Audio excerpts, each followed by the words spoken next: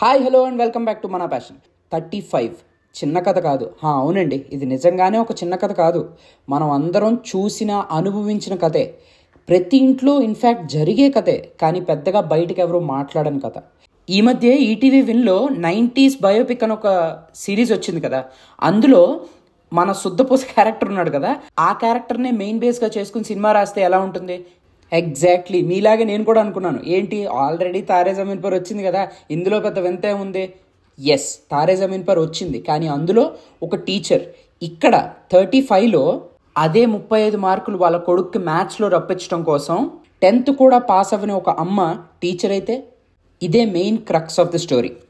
Thank you Nivedita Thomas గారు, ఒక అమ్మ క్యారెక్టర్ చేసి అందరికీ వాళ్ళ అమ్మని ఆ ప్రేమని గుర్తు చేసినందుకు.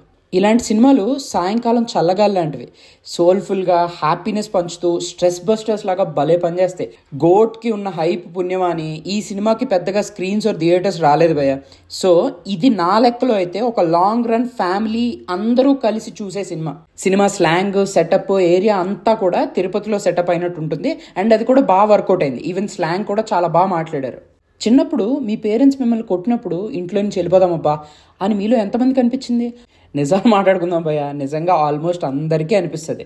అలాంటి ఒక సింపుల్ ఎమోషనల్ పాయింట్ని కూడా చాలా బాగా డీల్ చేశారు మన నందకిషోర్ ఇమాని, మన డైరెక్టర్ గారు. ఆయన వర్క్ రైటింగ్ అండ్ డైరెక్షన్లో బాగా కనిపించింది అండ్ చాలా బాగుంది కూడా.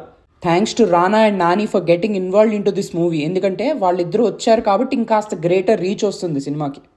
అమ్మ ప్రతి ఒక్కరికి మొదటి గురువు, the support system, the motivator. Especially school going టైంలో అయితే ఇంకా చెప్పనే అక్కర్లేదు. ఆ టైంలో షీఈ్ ఎవ్రీథింగ్. ఆ నమ్మకాన్ని నిలబెట్టుకోవడానికి చాలామంది చాలానే చేస్తుంటారు. దాని అంతటినీ నివేదిత థామస్ గారు చాలా బాగా పోర్ట్రే చేశారు. అండ్ లిటరలీ వావ్ అండి, హ్యాట్స్ ఆఫ్ టు యూ.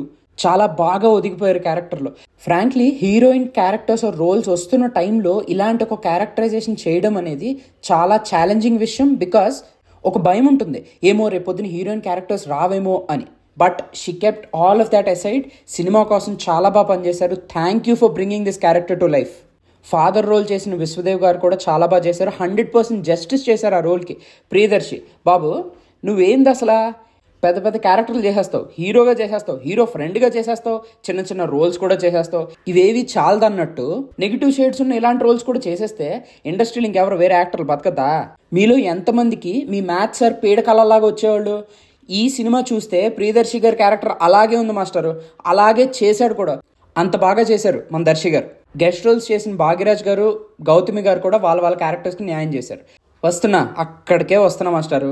పిల్లలు ఎంత బాగా చేశారంటే చాలా క్యూట్గా వాళ్ళ క్యారెక్టర్స్కి వాళ్ళు న్యాయం చేస్తూ చిన్నప్పుడు మనకి స్కూల్లో ఉండే చిన్న చిన్న గొడవలు బ్యాచెస్గా ఫామ్ అవ్వడం, ఒక రకంగా చెప్పాలంటే ఒకరికి అగెన్స్ట్గా మాట్లాడడం, ఒక సూపర్ గుడ్ స్టూడెంట్, ఒక నిద్రపోయేవాడు, వీళ్ళందరూ కూడా ఉన్నారు భయ్య. అండ్ వాళ్ళ క్యారెక్టర్స్కి వాళ్ళు జస్టిస్ చేశారు. అండ్ చిన్నపిల్లలు అయ్యుండి కూడా గుర్తుండిపోయే పర్ఫార్మెన్సెస్ ఇచ్చారు. తారే జమీన్ పర్ అంత గొప్పగా లేకపోవచ్చు, కమర్షియల్ సినిమాల్లో లాగా బేభత్సమైన ఫైట్లు అవి లేకపోవచ్చు, కానీ ఖచ్చితంగా మీరు మీ ఫ్యామిలీతో కలిసి హ్యాపీగా చూసే ఒక రేటెడ్ సినిమాయే ఈ 35 చిన్న కథ కాదు. నేనైతే సినిమాలో కొన్ని సీన్స్కి బాగా కనెక్ట్ అయిపోయి కంటతడి కూడా పెట్టుకున్నాను. మీరు ఈ సినిమా చూసారా? చూడబోతున్నారా? చూసిన తర్వాత మీకు ఎలా అనిపించిందో డెఫినెట్గా ఒక కమెంట్ వేసి మాతో షేర్ చేసుకోండి. Thank you. Do like, share and subscribe to మన ప్యాషన్.